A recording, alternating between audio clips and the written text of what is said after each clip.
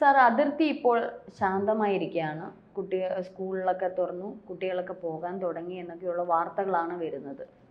അപ്പോൾ ഇനി ശാന്തമായിരിക്കുമല്ലേ? കശ്മീരിലെ പ്രധാനപ്പെട്ട ഇടങ്ങളിലൊക്കെ പൂർവ്വസ്ഥിതിയിലേക്ക് വന്നുകൊണ്ടിരിക്കുകയാണ്. അവിടെ സ്കൂളുകളും കോളേജുകളും ഒക്കെ തുറന്നു കഴിഞ്ഞിരിക്കുകയാണ്. പിന്നെ ഈ അതിർത്തിയുടെ ആ ഭാഗത്ത് മാത്രമാണ് അങ്ങോട്ടൊരു പൂർവ്വസ്ഥിതിയിലേക്ക് എത്താത്തത്. കാരണം അവിടെ നിന്ന് ധാരാളം ജനങ്ങളെ മാറ്റിപ്പാർപ്പിച്ചിട്ടുണ്ട്. അവരെ ഇനിയും പൂർവ്വസ്ഥിതിയിലേക്ക് കൊണ്ടുവരണം. അപ്പോൾ ആ ഭാഗത്തുള്ള സ്കൂളുകളോ മറ്റ് വിദ്യാലയങ്ങളോ തുറന്നു കഴിഞ്ഞാൽ അവർക്ക് പോകാനായിട്ടും ഒക്കെ ബുദ്ധിമുട്ടുണ്ട്. അതിർത്തിയിൽ ഇപ്പോൾ വീണ്ടും സംഘർഷം ഉണ്ടെന്നല്ല, വളരെ ജാഗ്രതയോടുകൂടിയാണ് നിൽക്കുന്നത്. കാരണം മറുഭാഗം പാകിസ്ഥാനാണ്. നമ്മളിവിടെ വെടിനിർത്തൽ പ്രഖ്യാപിച്ച സമയത്തും ഇവരെ അറ്റാക്ക് ചെയ്തവരാണ്. അതുകൊണ്ട് അവരുടെ വാക്കുകളിലൊന്നും നമുക്ക് അത്ര വലിയ ഒരു വിശ്വാസ്യതയൊന്നും തന്നെ ഇല്ല. പിന്നെ അതുപോലെ തന്നെ അതിർത്തിയിലൊക്കെ തന്നെ ഈ പൊട്ടാത്ത ഈ ഷെല്ലുകൾക്കായിട്ട് തെരച്ചിലും നടന്നുകൊണ്ടിരിക്കുകയാണ്. പിന്നെ അവിടെയുള്ള പല വിദ്യാഭ്യാസ സ്ഥാപനങ്ങൾക്കും പലതരത്തിലുള്ള കേടുപാടുകളൊക്കെ തന്നെ വന്നിട്ടുണ്ട്. അപ്പോൾ അതിൻ്റെ എല്ലാം തന്നെ കണക്ക് കൃത്യമായി രേഖപ്പെടുത്തി അതിനെ പൂർവ്വസ്ഥിതിയിൽ കൊണ്ടുവരണം. അപ്പം നമ്മൾ മനസ്സിലാക്കേണ്ടത് ഈ സമയത്തും ഇത്രയും വളരെ കുറഞ്ഞൊരു സമയം കൊണ്ട് ആ പ്രദേശം പൂർവ്വസ്ഥിതിയിൽ എത്തിക്കാൻ കഴിഞ്ഞു എന്നുള്ളതാണ്. ഇത് സംഭവം നടന്നു കഴിഞ്ഞ് കൃത്യം 15 ദിവസം പിന്നിട്ടപ്പോൾ തിരിച്ചടി കൊടുത്തു. 20 മിനിറ്റ് കൊണ്ടത് തീർത്തു. അതൊരു 3 ദിവസം ഒരു മുൾമുനയിൽ നിർത്തിക്കളഞ്ഞു നമ്മളെ എല്ലാവരെയും. എന്തായിരിക്കും എന്നുള്ള രീതിയിൽ പാകിസ്ഥാൻ ആദ്യമൊക്കെ നമ്മളെ ഒന്ന് നന്നായിട്ട് ഭയപ്പെടുത്താനൊക്കെ നോക്കുന്നുണ്ടായിരുന്നു, ഈ ആണവ ശക്തിയൊക്കെ പറഞ്ഞ്. അതാണ് ഇപ്പോൾ നരേന്ദ്രമോദി പറയുന്നത്, അത് പറഞ്ഞൊന്നും നമ്മളെ ഇപ്പോൾ വരട്ടാനൊന്നും നോക്കണ്ട. അതുപോലെ തന്നെ ഈ പാക് അധിനിവേശം നമുക്ക് വിട്ടുകിട്ടണം, അതിനുവേണ്ടി തന്നെയാണ് ഇനി നമ്മുടെ മുമ്പോട്ടുള്ള പോക്കായി. ഇതിന് മറ്റാരുടെ ഔദാര്യം വേണ്ടെന്ന് നരേന്ദ്രമോദി പറയുകയുണ്ടായി. അത് ഇവിടെ പലരും ഈ ട്രംപ് ഇവിടെ കയറി അങ്ങ് ഭരിക്കുന്നോ എന്നൊരു സംശയത്തിൽ പലരും രാഷ്ട്രീയ ലക്ഷ്യത്തോടെ. ഇന്നും അദ്ദേഹത്തിന്റെ വാർത്താ സമ്മേളനത്തിൽ പറഞ്ഞിരിക്കുന്നത് ഇന്ത്യ പാക് ഈ ഒരു യുദ്ധം അവസാനിപ്പിച്ച് ഞങ്ങളാണ് എന്നുള്ള തരത്തിലാണ്. വീണ്ടും ഒരു എനിക്കൊന്ന് മാനസികമായിട്ട് ശരിയല്ലേ? അല്ലേ, എം എ ബേബി പറഞ്ഞതുപോലെ ലോകത്തിൻ്റെ മുഴുവൻ അധിപനായിട്ട് നിൽക്കുകയാണല്ലോ ട്രംപ്. അപ്പോൾ അതിനെതിരെയാണ് ബേബി സഖാവ് പോരാടാൻ പോകുന്നത് എന്നൊക്കെ കഴിഞ്ഞിടയ്ക്ക് പറഞ്ഞു. അപ്പോൾ ചിലപ്പോൾ ഇനി എം എ ബേബി ചിലപ്പോൾ അവിടെ കയറി ഇടപെടുമോ എന്നറിയത്തില്ല. അങ്ങനെയാണെന്നുണ്ടെങ്കിൽ ട്രംപ് ചിലപ്പോൾ അതങ്ങ് പറഞ്ഞത് പിൻവലിക്കാനുള്ള സാധ്യത ഉണ്ടാകുമായിരിക്കും.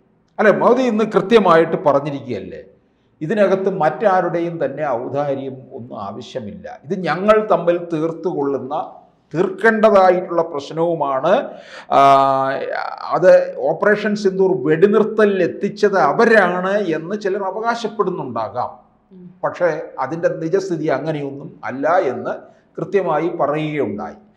എന്നിട്ട് പിന്നെ പറയുന്നുണ്ട്, ഏത് തരത്തിലുള്ള ഭീകരാക്രമണവും യുദ്ധമായിട്ട് തന്നെ കണക്കിലെടുത്തുകൊണ്ട് നേരിടും എന്നാണ്. അപ്പോൾ അത് ക്ലിയർ ആയിട്ടുള്ളൊരു അഭിപ്രായമാണ് നരേന്ദ്രമോദി പറഞ്ഞിരിക്കുന്നത്. അപ്പോൾ ആ 3 ദിവസം ഒരു വലിയൊരു സംഘർഷാവസ്ഥയിൽ ഇങ്ങനെ നിൽക്കുകയാണ് ചെയ്തത്. തുടർന്ന് ഇത് വെടിനിർത്തൽ വന്നു. പിന്നീട് മോദി ഒരു 22 മിനിറ്റ് രാഷ്ട്രത്തോടായി നടത്തിയ സംബോധന. അതിനിടയ്ക്കൊക്കെ തന്നെ സൈനിക മേധാവികൾ അതുപോലെ വിദേശകാര്യ സെക്രട്ടറിയും ഒക്കെ മാധ്യമങ്ങളോടെ കാര്യങ്ങൾ വിശദീകരിക്കുകയൊക്കെ ചെയ്തതാണ്. മോദി രാഷ്ട്രത്തോട് അഭിസംബോധന ചെയ്തതിലെ ആ വാക്കുകളെന്നൊക്കെ പറയുന്നത് എല്ലാം കൃത്യമായിരുന്നു, അളന്നു കുറിച്ച് തിട്ടപ്പെടുത്തിയ വാക്കുകൾ തന്നെയായിരുന്നു. അതനുസരിച്ചാണ് നേടിയത്. ഈ വെടിനിർത്തൽ തേടിയത് തന്നെ പാക് ഹൈക്കമ്മീഷനാണ് എന്ന് പറയുന്നുണ്ട്. അതായത് മറ്റ് രാജ്യങ്ങളോട് പോലും പാകിസ്ഥാൻ അപേക്ഷിച്ചു. നരേന്ദ്രമോദിയെ എടുക്കൽ പറയുക, ഞങ്ങളെ അറ്റാക്ക് ചെയ്യരുത് എന്നുള്ള. മാത്രമല്ല, ഇവര് വിട്ട മിസൈലുകളും ഈ പറഞ്ഞ ഡ്രോണും ഇതൊന്നും പറക്കി എടുത്തോണ്ടിരിക്കുകയാണ്, ഒന്നും പൊട്ടിയിട്ടില്ല. ചൈന കൊടുത്തിട്ടുള്ള മിസൈൽ അതുപോലെ തന്നെ കിട്ടിയിട്ട. ചൈന വലിയ ഇതാണ്, ആ മിസൈലിനെയൊക്കെ പറ്റി ലോകത്തിലെ വൻ ഇതാണ്, അമേരിക്ക പോലും ഇത്രയും വികസിപ്പിച്ചെടുത്തിട്ടില്ല. അതൊക്കെ ഇപ്പോൾ പൊട്ടാതെ ഇന്ത്യയിൽ കിടപ്പുണ്ട്, അതെല്ലാം എടുത്ത് പറക്കിയെടുത്തുകൊണ്ട് പോയിട്ടുണ്ട്. അപ്പോൾ ഇവരിടുന്നതൊന്നും പൊട്ടുന്നുമില്ല, ഇനി പൊട്ടാൻ വേണ്ടി ഇട്ടതെല്ലാം പ്രതിരോധിക്കുകയും ചെയ്തു. അപ്പം ഒരുപക്ഷെ ഇവരെ ശരിക്കും നട്ടല്ലൊടിക്കുകയല്ല ചെയ്തത്, മൊത്തത്തിൽ തളർത്തിയും കൂടെ കളഞ്ഞു. അപ്പം അതുകൊണ്ടൊക്കെ പാക് പ്രതിരോധ മന്ത്രിയാന്ന് തോന്നുന്നു ഇത്തരത്തിൽ ഇന്ത്യയുടെ കാല് പിടിക്കാൻ വന്നത്. അവർ ആദ്യം അറബ് രാജ്യങ്ങളുടെ കാല് പിടിക്കുന്നു, US കാല് പിടിക്കുന്നു, അവിടെ ഒന്നും രക്ഷയില്ല. അവസാനമാണ് ഇന്ത്യയെ ഡയറക്റ്റ് വിളിച്ച് ഒരു കാലുപിടുത്തമൊക്കെ നടത്തിയത്. അതാണ് പറഞ്ഞിട്ടുണ്ട്, ഈ പൊട്ടാത്ത ഷെല്ലുകൾക്കായി അതിർത്തിയിൽ തിരച്ചിൽ നടത്തുന്നുണ്ട്. കാരണം അതുകൊണ്ടാണ് ആ പ്രദേശത്തുള്ള അതിർത്തി ഉള്ള ആ പ്രദേശത്തിൽ എന്താണ് ഇപ്പോൾ അവിടെ പൂർവ്വസ്ഥിതിയിലേക്ക് ഉടൻ അങ്ങോട്ട് കയറാൻ പറ്റത്തില്ല. അത് കുറച്ച് വീടുകളൊക്കെ നഷ്ടമായിട്ടുണ്ട്. വീടുകൾ അത് പൂർവ്വസ്ഥിതിയിൽ എത്തിക്കണം, അവിടെ നിന്നും പലരെയും മാറ്റിപ്പാർപ്പിച്ചിട്ടുണ്ട്. ഇനി കുറച്ചുകൂടി ബങ്കറുകൾ നിർമ്മിക്കണം എന്നുള്ള വാർത്തയും കൂടെ വരുന്നുണ്ട്. കാരണം ഇനിയിപ്പോ എന്തായാലും കുറച്ചുകൂടി ഇന്ത്യ കരുതലോടെ ഇരിക്കും. ഈ സിവിലിയൻസിന് നേരെ ഇത്തരത്തിലുള്ള ആക്രമണം ഇങ്ങനെ ആദ്യമായിട്ടാണ്, അതുകൊണ്ട് കുറച്ചുകൂടി ഇന്ത്യ കരുതലോടെ ഇരിക്കും. അപ്പോൾ ഇനിയിപ്പോൾ ബങ്കറുകളും ഏത് നിമിഷവും നമ്മൾ യുദ്ധസന്നാഹം എന്നുള്ള രീതിയിൽ അതിർത്തി പ്രദേശങ്ങൾ കുറച്ചുകൂടി ഒരു സുരക്ഷാ വലയത്തിലാക്കുമെന്ന് തോന്നുന്നു, അല്ലേ? അതെ, അതുകൊണ്ട് നമ്മൾ കാണണം, ഈ പാകിസ്ഥാൻ അതിർത്തിയിൽ തന്നെ നിന്ന് 100 കിലോമീറ്റർ അകലെ സ്ഥിതി ചെയ്യുന്ന ഇന്ത്യൻ വ്യോമസേനയുടെ രണ്ടാമത്തെ വലിയ താവളമാണ് ഈ ആദംപൂർ സ്റ്റേഷൻ എന്ന് പറയുന്നത്. അവിടെയാണ് നരേന്ദ്രമോദി കഴിഞ്ഞ ദിവസം എത്തി സൈനികരുമായിട്ട് പിന്നെ അവർക്ക് ഒരാത്മവീര്യം കൂട്ടിക്കൊടുക്കുകയും. അല്ല, ആ സ്റ്റേഷൻ എയർപോർട്ട് അല്ലായിരുന്നു, അത് അവരുടെ താവളം, വ്യോമസേന താവളമാണ്. അത് ഇതുപോലെ മിസൈൽ ആക്രമണത്തെ തകർന്നു എന്നൊക്കെ പറയുന്ന പാക് മാധ്യമങ്ങളൊക്കെ. അതെ, പാകിസ്ഥാൻ അത് അവരെ ആഘോഷിക്കുകയാണ് ചെയ്തത്. അത് മാറ്റിക്കൊടുക്കുന്നതിന് വേണ്ടിയാണ്. അത് ലോകമാധ്യമങ്ങളൊക്കെ തന്നെ റിപ്പോർട്ട് ചെയ്തു. കാരണം ഇത് പാകിസ്ഥാൻ അതിർത്തിയിൽ 100 കിലോമീറ്റർ അകലെ മാത്രം സ്ഥിതി ചെയ്യുന്നിടമാണ്. അങ്ങനെയുള്ളിടത്താക്കാണ് ഒരു അപ്രതീക്ഷിത സന്ദർശനവും കൂടിയാണ് നരേന്ദ്രമോദി നടത്തിയത്.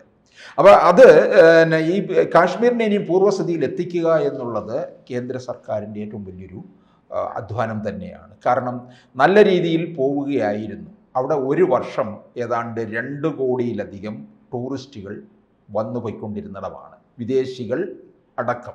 ഇപ്പം നമുക്ക് നിലവിൽ ഇപ്പോൾ സിന്ധു ജലനദി കരാർ ഇപ്പോൾ താൽക്കാലികമായിട്ടെങ്കിലും നിർത്തിവെച്ചേക്കുകയാണ്. മാത്രമല്ല ഉഭയകക്ഷി വാണിജ്യ ഇടപാടുകൾ നിർത്തിവെച്ചേക്കുക. അതൊന്നും തുടരാൻ ഇന്ത്യ ആഗ്രഹിക്കുന്നില്ല എന്ന് തന്നെ ഇപ്പോഴും മോദി പറയുന്നത്.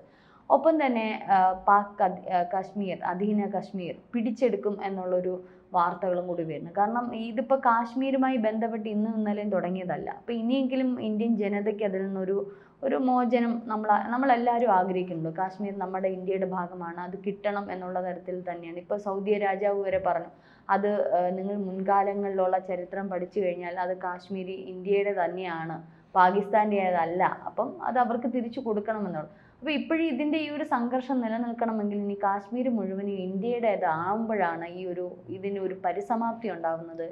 ഈ അധിനിവേശ പ്രദേശങ്ങൾ കാശ്മീരിൽ നിന്ന് വിട്ട് കിട്ടണം എന്നുള്ളതാണ് ഏറ്റവും പ്രധാനമായിട്ട് നിൽക്കുന്നത്. അതിനുവേണ്ടിയുള്ളൊരു പ്രയത്നമായിരിക്കും ഇനി അങ്ങോട്ട് നടത്താൻ പോകുന്നതും. അപ്പോൾ അത്തരം ഇത് കൈവശം വെച്ചുകൊണ്ടാണ് പാകിസ്ഥാൻ നമ്മുടെ മേൽ കളിക്കുകയും ചെയ്യുന്നത്. അത് ഇല്ലാതാക്കുക എന്നുള്ളത് തന്നെയാണ് മോദി ലക്ഷ്യം വയ്ക്കുന്നത്.